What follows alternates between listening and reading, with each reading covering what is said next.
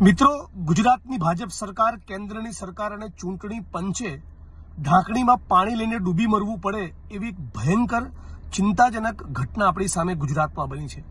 ગુજરાતના ગીર સોમનાથ જિલ્લાના અરવિંદ મૂળજીભાઈ વાઢેર નામના શિક્ષકે તાજેતરમાં આજે જ સુસાઇડ કર્યું છે અને એમણે આત્મવિલોપન કરતી વખતે જે ચિઠ્ઠી લખી છે એ ચિઠ્ઠીમાં લખ્યું છે સ્પષ્ટપણે કે મારાથી કોઈ પણ કાળે કોઈ પણ સંજોગોમાં સ્પેશિયલ ઇન્ટેન્સિવ રિવિઝન સરની કામગીરી થઈ શકે એમ ન હોય. છેલ્લે કોઈ વિકલ્પ ન બચતા થાકીને હારીને ત્રસ્ત થઈને હું આ આત્મઘાતી પગલું ભરી રહ્યો છું. આના પરિવારજનોને હું શ્રદ્ધાંજલિ પાઠવું જ છું, પણ આપણે બધાએ ગંભીરતાથી વિચારવાની જરૂર છે. રાજ્યની સરકાર, કેન્દ્રની સરકાર અને ચૂંટણી પંચે ખાસ વિચારવાની જરૂર છે કે તમે શિક્ષકોને આવું ભયંકર આત્મઘાતી પગલું ભરવા માટે કેમ મજબૂર કરો છો. અન્ય અનેક કેડરના સરકારી કર્મચારીઓને તમે આમાં જોતરી શક્યા હોત. આ અરવિંદ મૂળજીભાઈ વાઢેર એમણે જે સુસાઇડ કરવું પડ્યું એના મૂળમાં આ એસઆઈઆરની પ્રક્રિયા જવાબદાર છે. કોઈ શિક્ષકે પોતાનું જીવન ટૂંકાવવું પડે એનાથી મોટી દુઃખદાયી અને ચિંતાજનક બાબત શું હોઈ શકે? સમગ્ર ગુજરાતના શિક્ષકો, દેશના શિક્ષકો એ એજ્યુકેશનની ભણાવવાની કામગીરી બાજુ પર મૂકી આ કામમાં જોતરાય અને એના કારણે એમણે એના બોજથી થાકીને સુસાઇડ કરવું પડે. આ બિલકુલ કોઈ પણ સંજોગોમાં ચલાવી ન લેવાય.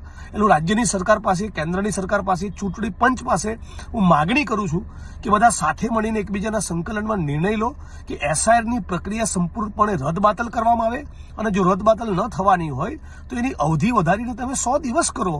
કાનપટ્ટી પર બંદૂક મૂકતા હોય એ પ્રમાણે શિક્ષકોને તમે ફરજ પાડો છો કે એક બૂથના 1200-1500 ફોર્મ તમે ભરીને લાવો અને આ પ્રકારની કામગીરી ફક્ત શિક્ષકોની પાસેથી તમે કેમ કરાવવા માંગો છો? અન્ય અનેક કેડરના સરકારી કર્મચારી છે, તમે એમાં એ લોકોને પણ એમાં ઇન્વોલ્વ કરી શકો. એટલે અરવિંદ મૂળજીભાઈ વાઢેરે જે સુસાઇડ કર્યું છે એના માટે હું માનું છું કે ચૂંટણી પંચ અને કેન્દ્રની સરકાર જવાબદાર છે. સમગ્ર ગુજરાત અને દેશના શિક્ષકોએ આ મુદ્દે જાગવું જોઈએ. આ બિલકુલ ન ચલાવી લેવાય એવી ઘટના બની છે. ફરી એકવાર હું અરવિંદભાઈના પરિવારજનોને મારી શ્રદ્ધાંજલિ તો પાઠવું જ છું, પણ રાજ્યના મુખ્યમંત્રીને વિનંતી કરું છું કે અન્ય કેડરના કર્મચારીઓને પણ આ સરની પ્રોસેસમાં વિનંતી કરવામાં આવે અને ભોગ બનેલાના પરિવારજનોને સરકારી નોકરી અને યોગ્ય વળતર ચૂકવવામાં આવે. અરવિંદ મૂળજીભાઈ વાઢેર જે શિક્ષક મિત્રે સુસાઇડ કર્યું છે એને આપણે બધા સાથે મળીને એક ગુજરાતી તરીકે, એક દેશવાસી તરીકે આપણી શ્રદ્ધાંજલિ પાઠવીએ. અને હું તો માનું છું કે આમાં કોઈકની લાયબિલિટી, જવાબદારી ફિક્સ કરીને એ યોગ્ય પગલાં પણ ભરવામાં આવે. અરવિંદ મૂળજીભાઈનું આ સુસાઇડ એ બિલકુલ એળે ન જવું જોઈએ. ગુજરાતમાં અને દેશમાં જે એસઆઈઆરની પ્રક્રિયા ચાલી રહી છે એ ગરીબો, વંચિતો, શોષિતો, જે સામાન્ય માણસો છે, જે વિપક્ષના વોટ છે, એની કઈ રીતે ચોકડી મારવી એ પ્રમાણેના ઇન્ટેન્શનથી આખી પ્રક્રિયા કરવામાં આવતી હોય એવી દેશના લાખો કરોડો લોકોને શંકા છે, ડાઉટ છે.